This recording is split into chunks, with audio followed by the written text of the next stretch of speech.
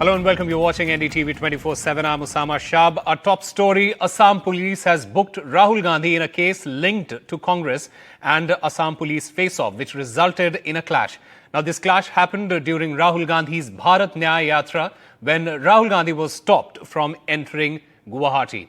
In fact, Himanta Biswa Sarma, the Chief Minister of Assam, has tweeted saying that with reference to wanton acts of violence, provocation, damage to public property and assault on police personnel today by Congress members, a FIR has been registered against Rahul Gandhi, KC Venugopal, Kanhaiya Kumar and other individuals under various sections. And joining us to give us more details, Ratandeep Chaudhary. Ratandeep, with Rahul Gandhi booked, is this going to become a bigger flashpoint on the road to 2024 elections now?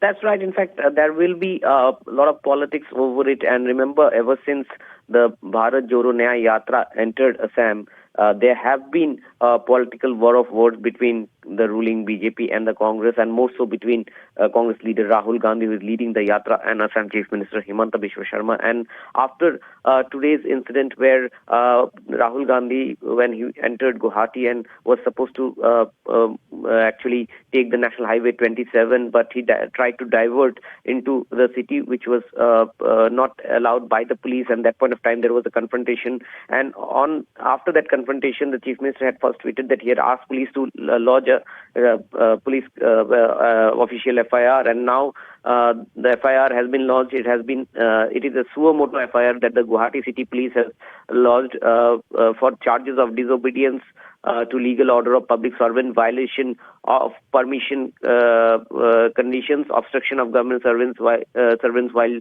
discharging their lawful duties, and assault on government servants. And therefore, Rahul Gandhi, KC Venugopal and Kanhaiya Kumar and many other Congress leaders have been booked. So after this, definitely the focus would be now in terms of in terms of how the investigation into this proceeds. Remember, Rahul Gandhi is still in Assam for 2 days before he crosses the border into West Bengal. But whether these leaders would be summoned to join the investigation, to cooperate with the police, that is something that we'll have to watch out how quickly Guwahati police acts on this investigation of this case which has been lodged. And secondly, this will also turn into yet another fresh, political turf war, political flashpoint between the Congress and the BJP, given the fact that 2024 general elections is near and the 14 Lok Sabha seats in Assam are crucial. In fact, Congress has been alleging that ever since the Yatra has entered Assam, the Assam government has tried to create roadblocks, whereas the Assam government has been saying that they are trying to cooperate. Right. And they're only trying to make sure that the Yatra does not disrupt the general public and their normal, day-to-day life as the Yatra proceeds towards Lower Assam. But now we see this FIR has been formally launched, and we have to see how quickly the police now takes forward the investigation. We'll keep tracking that story as it develops. Ratandeep Chaudhary, thank you very much for all those details. Unprecedented security measures have been taken and a huge contingent of state and central paramilitary forces has been deployed in and around the Kangla fort in Imphal. This after a local group called all the ministers and MLAs to attend a meeting on Wednesday to clear their position about the unabated incidents of violence in Manipur. The local organizations called the meeting after militants stepped up attacks over the last couple of days, killed many persons, including 2 Manipur police commandos, 4 villagers and a village defense volunteer. The 3-member central team led by Ministry of Home Affairs advisor A.K. Mishra arrived in Manipur on Monday evening and held meetings with the government officials, leaders of various organizations and elected representatives. Officials said that Mishra, accompanied by 2 joint directors, Intelligence Bureau Mandeep Singh Tuli and Rajesh Kumble, they immediately after their arrival on Monday evening held a series of meetings with the government officials and leaders of various organizations and elected leaders. And former Chief Minister of Bihar, popularly known as Jananayak, Karpuri Thakur, has been awarded Bharat Ratna posthumously.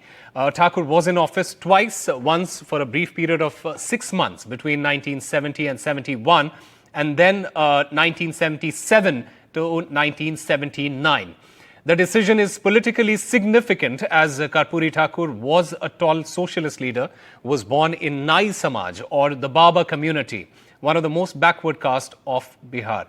The award will be conferred on the 24th of January, which is his birth anniversary. Meanwhile, Bihar Chief Minister Nitish Kumar, he will be holding a rally on Wednesday in Patna as well. In fact, the Prime Minister, he tweeted saying that I am delighted that the Government of India has decided to confer the Bharat Ratna on the beacon of social justice, the great Jananayak Karpuri Thakur ji, and that too at a time when we are marking his birth centenary. He also mentions that his unwavering commitment to uplift the downtrodden and his visionary leadership have left an indelible mark on India's socio-political fabric. And Nitish Kumar, in fact, also tweeted saying that it is a matter of great pleasure to give the country's highest honor, Bharat Ratna, to former Chief Minister and great socialist leader, late Karpuri Thakurji. This is a good decision. He applauded the decision of the central government, saying that this is a good decision of the central government. This highest honor given to late Karpuri Thakurji on his 100th birth anniversary will create positive sentiments among the Dalits, deprived and neglected sections. Karpoori Thakur ji को भारत रत्न देना देश के गरीबों का सम्मान है, देश के पिछड़ों अति पिछड़ों का सम्मान है और सार्वजनिक जीवन में शुचिता और ईमानदारी का सम्मान है। मैंने अपने छात्र जीवन से उनको देखा है। राजनीतिक जीवन में ऐसा ईमानदार नेता, ऐसा सरल सहज बिरले मिलते हैं। नहीं, वैसे तो मैं इसका स्वागत करता हूं। वो डिजर्व करते थे, इसमें कोई शक नहीं है कि उन्होंने ख़ास तौर पर जो सामाजिक न्याय के लिए काफ़ी उन्होंने काम किया है। लेकिन भारतीय जनता पार्टी के द्वारा जो भारत रत्न उनको दिया जा रहा है, उससे एक बात तो स्पष्ट है कि भारतीय जनता पार्टी ने जो आगे 2024 का चुनाव है उसको ध्यान में रखकर ये उपाधि उनको दी गई है। माननीय मुख्यमंत्री नीतीश कुमार जी शुरुआती दिनों से ही मांग करते रहे हैं, जननायक कर्पूरी ठाकुर जी को भारत रत्न मिलना चाहिए। तो ये हमारे लिए तो पार्टी के लिए गर्व का क्षण है, ऐतिहासिक पल है कि भारत सरकार ने निर्णय लिया है, तो स्वागत योग्य है। हम बधाई देते हैं भारत सरकार को और ये हमारे नेता का देन है क्या, और जो कि हमारे नेता ने जननायक कर्पूरी ठाकुर जी को आदर्शों को विचारों को लेकर चल रहे हैं और उनके सपनों को साकार करने का काम किए। The India alliance is facing its biggest test in arriving at seat-sharing agreements in states where it has to join hands with regional parties. Especially with the TMC in Bengal, Congress is facing many hurdles after Bengal Chief Minister Mamata Banerjee said that Congress party leaders are saying they will do what they want. Congress MP Adhir Ranjan Chaudhary hit back, calling her an opportunist. Meanwhile, Rahul Gandhi, however, downplayed the tussle with the TMC.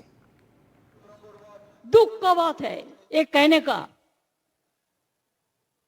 हम जब meeting में जाते हैं हम देखते हैं CPM meeting को control करते हैं, जिसको साथ 34 साल हमारा जिंदगी में लड़ाई किया हमने, हमको बहुत सम्मान मिलते हैं। वो लोग क्या कहते हैं, हमको जो मर्जी हो हम करेंगे। जो हमारा सीट नेगोशिएशन है वो चल रहा है, उसका रिजल्ट आएगा, कंक्लूजन आएगा, उसके बारे में मैं यहाँ कमेंट नहीं करना चाहता हूँ। बट हमारा ममता जी के साथ मेरा पर्सनल और पार्टी का बहुत अच्छा रिश्ता है। हाँ, थोड़ा थोड़ा होता रहता है, कभी कोई उनका कोई बोल देता है, हमारा कोई बोल देता है। These are natural things. These are not things that are going to disrupt anything. As Mamata Banerjee warned the Congress over dilly-dallying on seat sharing and said she would fight the BJP on her own, Rahul Gandhi responded. While Adhir Chaudhary, the Bengal Congress president, said he is not aware of the TMC joining the Bharat Jodo Nyay Yatra when it enters West Bengal and is opposed to an alliance with the TMC for the 2024 elections, the senior Congress leadership thinks differently. Mamata Banerjee एक अवसरवादी नेत्री की नाम है। BJP के साथ बंगाल में वो चुनाव बांटना चाहते हैं। Sources say the Trinamool Congress has the edge in Bengal and it does not want to cede space to the Congress at its own cost. It feels the Congress should focus on states where it is in a direct fight with the BJP. The Congress does not want to be completely at the mercy of the TMC and lose its own base in its strongholds in the state. In Punjab as well, the Congress has a similar challenge. A seat-sharing arrangement between the Congress and the Aam Aadmi Party hasn't been finalized yet for Punjab, with state leaders of both parties vehemently opposing it as sharp attacks between the leaders of both parties continue. But in Bihar, some good news for the alliance. Bihar Chief Minister Nitish Kumar will share the stage with Rahul Gandhi when his yatra enters Bihar from Bengal.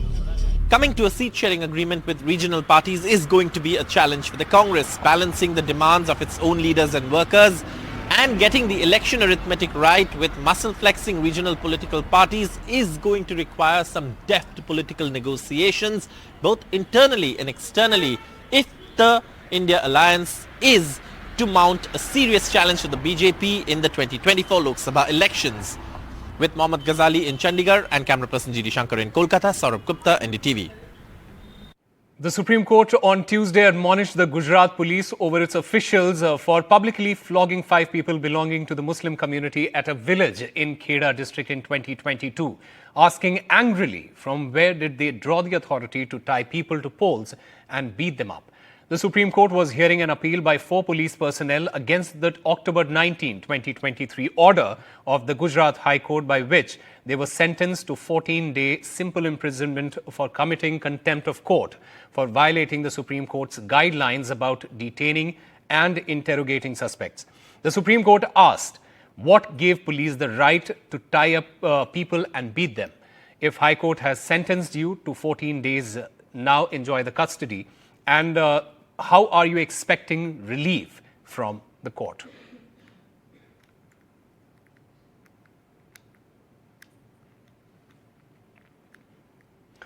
Just a day after Pran Pratishtha, thousands of devotees thronged at the Ram Mandir for the darshan, making it a tough challenge for the police to manage. My colleagues Tanish Punjabi and Virendra Kumar Saini report from the ground.